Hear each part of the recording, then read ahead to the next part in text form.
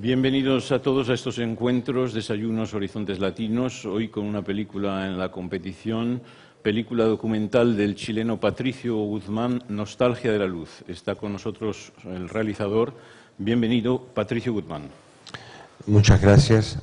Es para mí una gran satisfacción estar en esta ciudad que amo mucho. Patricio, bueno, este es un proyecto que te ha costado mucho trabajo de hacer, a pesar de que tienes una larga carrera y eres un cineasta reputado y con una gran celebridad. ¿Te ha costado mucho trabajo montarlo? ¿Era difícil convencer a la gente? Bueno, primero está la realización, ¿no? La escritura. Estuve 5 años escribiendo el pequeño guión y son pocas páginas, son 30 páginas. El problema es que yo tenía la intuición de reunir elementos que no suelen estar reunidos. Tenía que encontrar el nexo entre el desierto, la astronomía, la arqueología y las mujeres que buscan a sus desaparecidos. Lo primero que hice fue una cronología de la historia de Chile, de la astronomía y los derechos humanos. Y hay coincidencias extraordinarias. Por ejemplo, el día en que el Challenger explotó fue cuando Pinochet cayó preso. Se produjeron analogías muy raras, excéntricas. Poco a poco fui encontrando el nexo entre una cosa y otra, porque son líneas paralelas, no se tocan. Un astrónomo jamás habla con un político y a su vez un político nunca se le ocurre preguntarle nada a un astrónomo. Y los dos son buscadores de la libertad, entonces es muy raro que no se hablen. Y también había que encontrar un astrónomo que hablara con las mujeres. Y eso era el gran desafío, porque después de escribir el guión durante mucho tiempo, yo tenía que encontrar los personajes que verificasen ese guión. Si esos personajes no aparecían, no hubiera hecho la película. Es decir, que los productores, cuando ibas a verlos y les decías que querías hacer una película sobre astronomía, arqueología y desaparecidos en Chile, te miraban un poquillo raro. Sí, desgraciadamente hoy día en televisión te ven raro, aún con cosas menos complicadas. Pero claro, me decían, tú vas a hacer una sopa de metafísica, filosofía, arqueología, política, derechos humanos, huesos, momias. Esto no se entiende. Hay que decir que esta película, como en tus anteriores, desde la batalla de Chile, de la memoria obstinada, Salvador Allende, toda tu filmografía es la memoria, la búsqueda de la memoria del pueblo chileno, la recuperación de la memoria. Hay una continuidad absoluta con esta filmografía. Después hiciste un paréntesis con Julio Verne, pero ahora has vuelto a este tema, pero de un ángulo muy original y muy personal, porque tú eres siempre te gustó esos temas de la arqueología y la astronomía, además. Sí, mi primera novia era arqueóloga y me enseñó a cómo se excava y cómo se busca puntas de flecha, material lítico, en el mismo desierto, en aquellos años. Y la astronomía me fascinó desde adolescente. Incluso todavía tengo un pequeño telescopio y de repente hago observaciones todavía. Vi Saturno la semana pasada. Y bueno, esta idea de ir al desierto de Atacama, ¿cómo surgió? Es decir, poner en relación la búsqueda que hacen los astrónomos que están en el observatorio, ahí en ese mismo desierto, que buscan lo infinito, el universo, buscan descubrirlo, y estas mujeres que en el desierto de Atacama están intentando recuperar los restos de sus muertos. Sí, dices bien, la primera cuestión en este proyecto es el desierto. Digamos, lo que más me atraía a mí era el desierto como espacio para hacer una película. Y en el desierto confluye todo, ¿no? Sobre todo el pasado, es un libro de historia el desierto.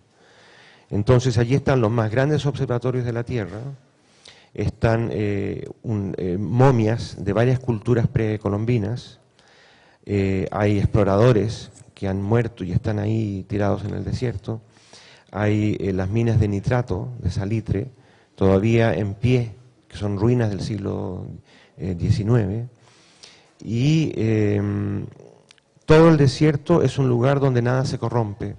Por lo tanto, es un libro abierto de lo que ocurrió en esa parte de la tierra. Y es fascinante, ¿no? El cielo es de una claridad absoluta. Tú puedes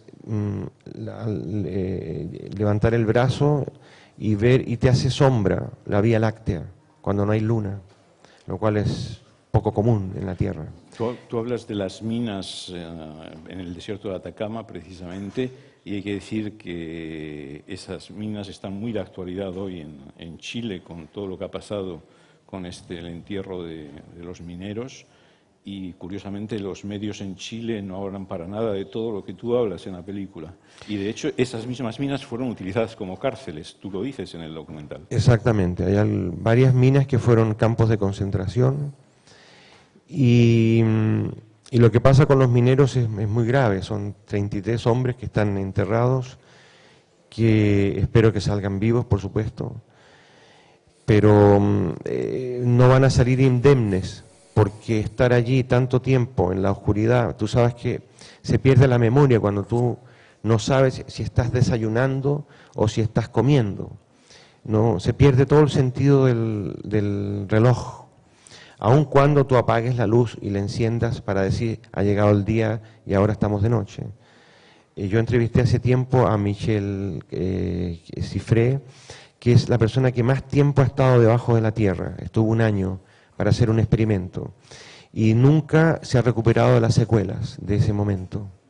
El gobierno es muy optimista, yo espero que salgan con vida, por supuesto, pero esto demuestra también que esa mina no tenía las condiciones adecuadas y el gobierno anterior, el ministro de Minería del gobierno anterior, es responsable de que esa mina se haya reabierto sin una escalera por el conducto del aire. Estarían afuera los mineros si eso se hubiera respetado. Es muy típico de Chile, un país de apariencias. Todo el mundo anda muy bien vestido, todo el mundo tiene dinero, mucha tarjeta de crédito, pero en el fondo es un país subdesarrollado, sin memoria. Hay que decir que, bueno, volviendo a la película, esta Nostalgia de la Luz es una película muy poética. Para los que no la han visto, lo decimos, es una especie de poema sobre la memoria, precisamente. Has utilizado muchas imágenes del desierto de Atacama, del observatorio. Es decir, hay un trabajo de documentación muy grande, pero hay también un hilo conductor muy poético en este guión, ¿no? Sí, es una película que se expresa con metáforas, ¿no?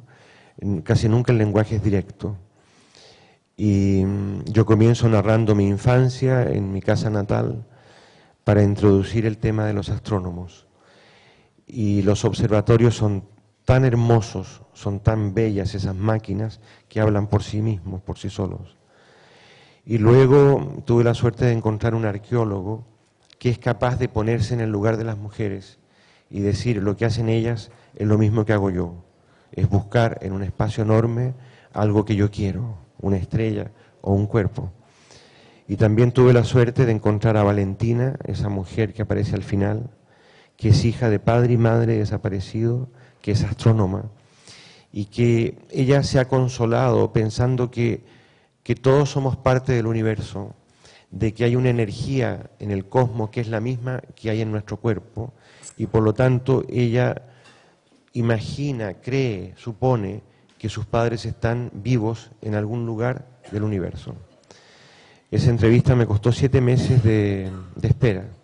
Cuando hablé con ella, que es una persona encantadora, me dijo: Patricio, estoy de acuerdo, pero no me atrevo a hablar de mi vida, no estoy preparada. Yo le dije: no te preocupes, las películas documentales son muy lentas, uno tarda mucho tiempo, recién estoy empezando a filmar, van a pasar 2 años, nos escribiremos, pero no te preocupes. Y al cabo de 7 meses le llevé un premontaje a su casa y me dijo: mañana mismo hacemos la entrevista. Menos mal, porque es un personaje clave para terminar la película. Y esos testimonios son precisamente muy emocionantes. Hay todo, yo diría, es un documental con personajes, hay todo un casting de estos personajes que has ido a entrevistar. Son 7 personajes, sí. Como te decía antes, sin esos personajes yo no habría podido hacer la película porque tú en tu casa imaginas cosas, escribes, imaginas una realidad posible, pero si esa realidad al final no está, tienes que cambiar todo. Pero afortunadamente aparecieron, el arqueólogo apareció, en fin. Y en esos testimonios del arqueólogo, del astrónomo, de las mujeres, de los desaparecidos, surge algo muy fuerte que es este denominador común que viene a decir que el presente finalmente no existe. Hay pasado y futuro, pero el presente es un instante.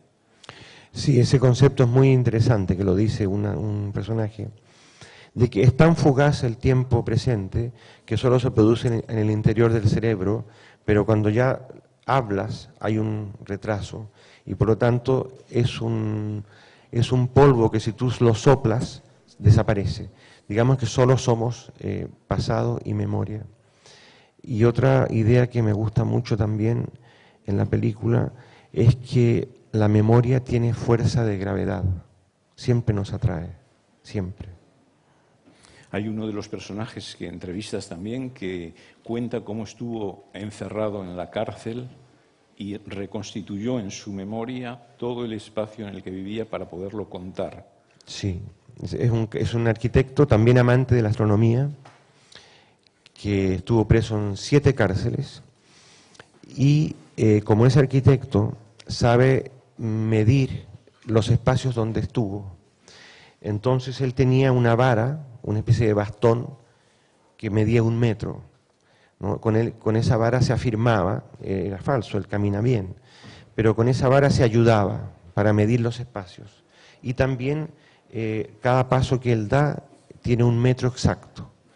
Por lo tanto, reconstruyó un plan preciso de un campo de concentración que los militares arrasaron. Los primeros sorprendidos fueron ellos cuando vieron el plano publicado, para que no se olvide, para que los jóvenes sepan que hubo varios campos que ahora no existen, pero que estuvieron en pie, y él como profesional puede dar fe de que la medida es exacta.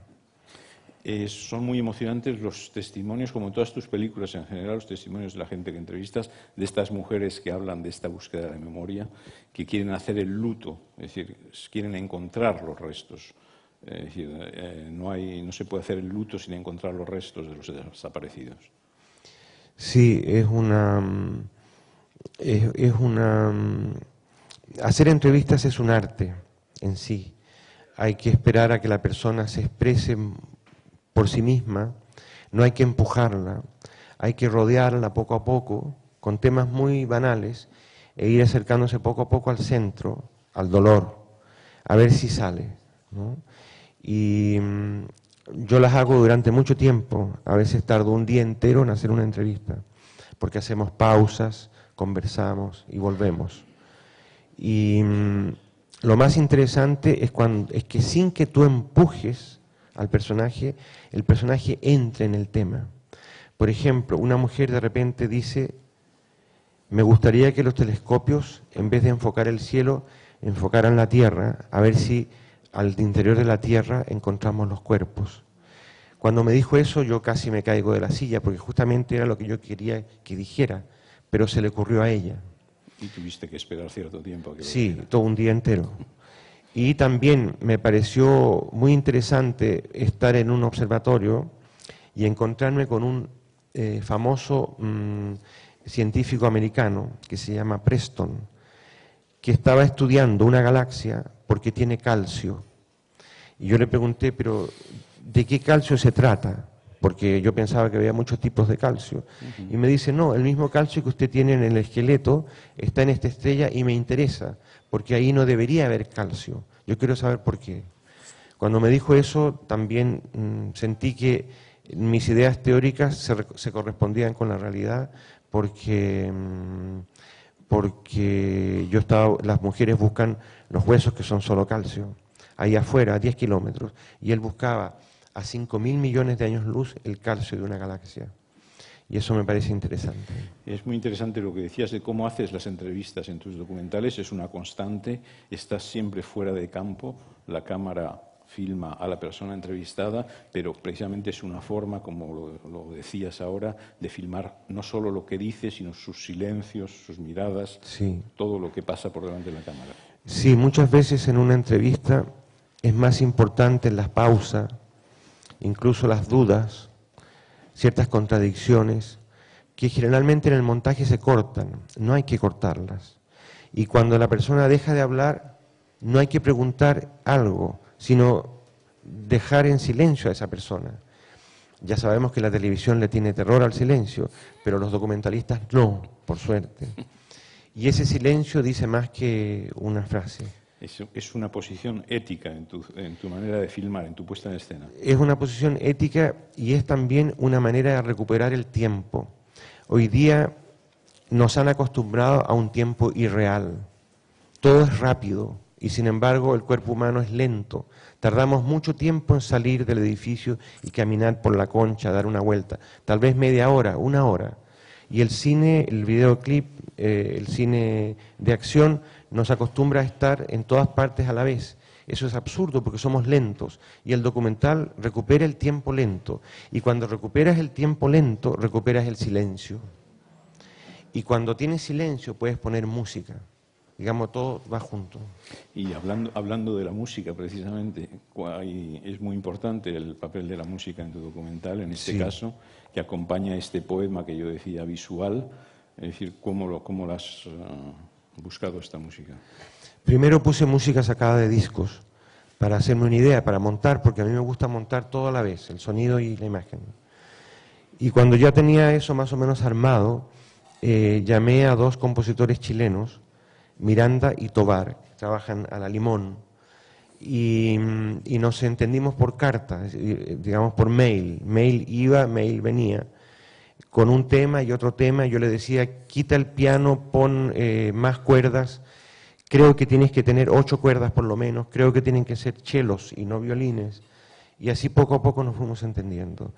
Y son muy talentosos y estoy muy contento con los resultados.